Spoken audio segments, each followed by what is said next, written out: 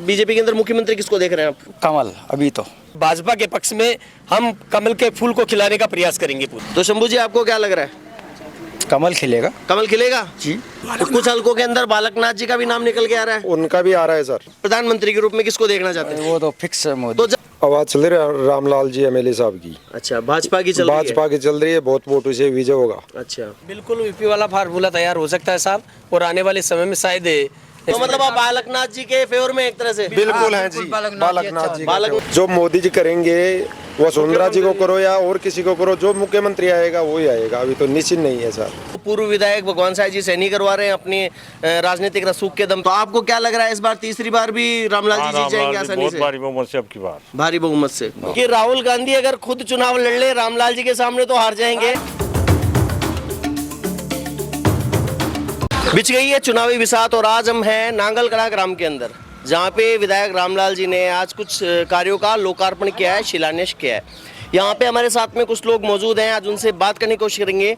और इसी क्रम में सबसे पहले नांगल कला के पूर्व सरपंच मोहन जी हमारे साथ में। मोहन जी नमस्कार साहब। आपसे आज ये जानना चाहेंगे कि आज विधायक साहब आए थे, क्या आपकी अपेक्षाएं हैं, पहले तो ये बताइए। अपेक्षा ये है, आज तक विधायक साहब से हमने जो भी काम के लिए निवेदन किया है उन्होंने सबसे पहले प्राथमिकता देते हुए हमारे गांव में बहुत सारे विकास कार्य करवाए हैं।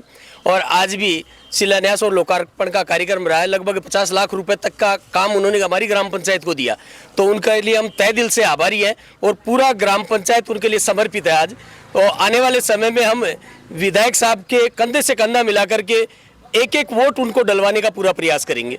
तो आप कहने का मतलब ये है कि फीडबैक पूरी तरह से भाजपा के पक्ष में है? भाजपा के पक्ष में है। ग्राम नांगल कला की तरफ से सभी मत का प्रयोग करेंगे और भाजपा के पक्ष में हम कमल के फूल को खिलाने का प्रयास करेंगे पूरा। तो अभी पहले से कुछ आरोप प्रत्यारोप इस तरह से भी आ रहे हैं विपक्ष की तरफ से कि जो भी कार्य हो रहे हैं वो पूर्व विधायक भगवान साहब जी सैनी करवा रहे हैं अपनी राजनीतिक रसूख के दम पे। अब देखो, राजनीतिक रसूख में, राजनीति में ऐसा इस प्रकार का कार्यक्रम तो चलता ही रहता है, आरोप प्रत्यारोप तो चलते रहते हैं, लेकिन विधायक महोदय की उपस्थिति में जो कार्यक्रम होते हैं, जो इनकी अनुशंसा में लगे हुए हैं, उनका तो सभी को पता है और जग जाहिर है, और इसमें लिए आरोप प्रत्यारोप तो चलते रहते हैं। अब पूर्व विधायक भगवान साहब सैनी साहब को तो हमने शायद देखा ही नहीं, और आज ग्राम पंचायत नांगल कला में जितने भी रोडें बनी है, जितनी भी सड़कें हैं, वो सारी बीजेपी के कार्यकाल में बनी हुई है। एक भी सड़क अगर वो प्रूफ कर दे कि ये सड़क बनी हुई है तो हम मान जाएंगे। तो ये बात भी आप पूरी तरह से मान के चल रहे हैं कि टिकट भी रामलाल जी को ही मिलेगा? बिल्कुल 100% है, रामलाल जी को ही मिलेगा साहब, और विजय भी वही होंगे।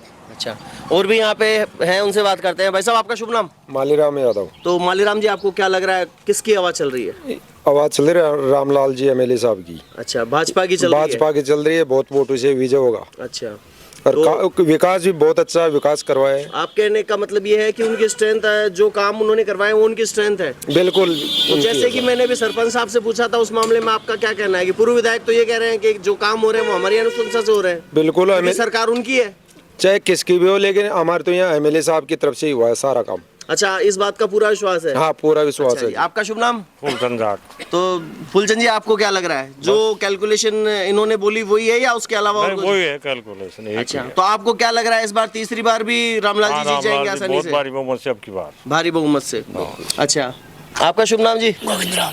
तो गोविंद जी, क्या गवर्नमेंट वापस किसकी आ रही है? बीजेपी में। आप मुख्यमंत्री किसको देख रहे हैं? मुख्यमंत्री कोई भी हो, मुख्यमंत्री का सर्टेनिटी नहीं है अभी, आपकी कंफर्म नहीं है? बिल्कुल नहीं, मोदी जी करेंगे वो हो जाएगा। अच्छा, जो मोदी जी करेंगे? हाँ। आला कमान के ऊपर छोड़ रहे हैं? अच्छा जी। भाई साहब, आपका शुभ नाम? शंभू दयाल। तो शंभू जी, आपको क्या लग रहा है? कमल खिलेगा। कमल खिलेगा जी, पूरी कंफर्म? बिल्कुल तो कंफर्म। पिछली बार अब जैसे तीसरे मोर्चे ने 40,000 वोट लिए थे, इस बार आपको क्या लग रहा है? प्लस प्लस आएगा ही नहीं। Plus plus? प्लस 30,000 से ज्यादा, मतलब 40,000 से ज्यादा वोट लेंगे वो? Distance plus. अच्छा, डिस्टेंस प्लस। आप ये कहना चाह रहे हैं कि जो जीत का मार्जिन है वो ज्यादा रहेगा पिछली बार से? अच्छा, और बीजेपी के अंदर मुख्यमंत्री किसको देख रहे हैं आप? कमल। अभी तो फिलहाल तो। अच्छा, कमल के फूल को ही आप अपना प्रत्याशी मान के चल रहे हैं? अच्छा, सेंटर के अंदर जब बात करें हम, सेंटर में आप प्रधानमंत्री के रूप में किसको देखना चाहते हैं? वो तो फिक्स है मोदी। तो जब नरेंद्र मोदी को आप सेंटर के अंदर प्रधानमंत्री के रूप में देखना चाहते हैं, वहाँ पे दूल्हा घोषित कर दिया आपने, तो राज्य के अंदर दूल्हा क्यों नहीं घोषित हो रहा? नहीं, वो तो राष्ट्रीय लेवल का मामला है। वही रहेगा, अपने से थोड़ी होगा सर।